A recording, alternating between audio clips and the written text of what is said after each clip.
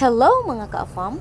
Hi! It's me, Mami Jolie! A day in my life as a pre-service teacher. Before yun kumudong sa eskwelahan, kinahanglan, nakaprepare na pud ko sa akong kaugalingon.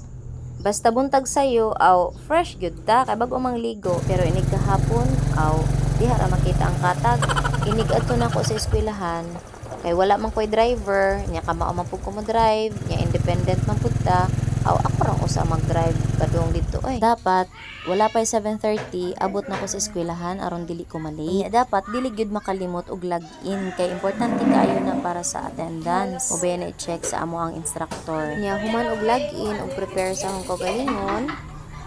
Diretso na dayon sa akong room assignment. Hi, good morning. Which is a grade 1. God Ang bless. pinakalagustuhan gyud God nako bless. dinhi sa eskwelahan, mao ang mga bata nga grabe kaayo ka mga matinahuron. God bless. Kay bisan og layo God pa lang ko, bless.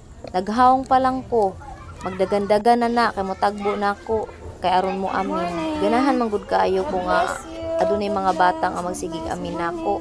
Ang uban kay di ganahan kay matiguang kuno sila og naay magsig amin nila.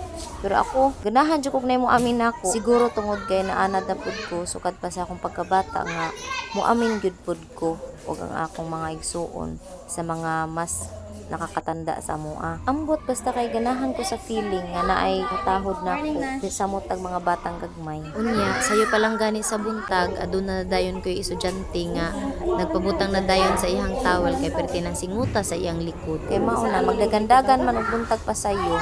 Mapagali pag-abot hala sige nagduwa pag sige nagdaganda. Ingana magyud ng mga bata. Tungod kay wala pa man nag-start ang klase, aw manamin sa taka basta niya daghan buling ng atong dagway din ha. We should always start the day with a smile. Dapat good vibes lang and be happy. Para pod makaspread pod ta og good vibes pod sa mga bata. Ang karon naglakaw ko kay mumalit na og snacks o sudan. Daghan man kapalitan dinhi og mga sudan or snacks. And very affordable ra gyud kaayo. Adunay 15 pesos, G's, 20, barato ra gyud, resyong pambata and pang-student teachers food. Bitaw oy sa tinuod lang, barato ra gyud ang ilang mga baligya dinhi, especially sa mga sudan ug pang snacks. Lipay po din taon may nga gamay rag allowance, maka-budget ra in town kay barato ra ang baligya. Namalik na dayon mi sa among mga classroom assignments kay human naman mig pang snacks o human naman pud mig palit og sudan. And kay mga min man sila before sa start sa klase, ginagumili kayan. Mga min pud na sila inig panguli pud nila. So, lipay kaayo mga bata.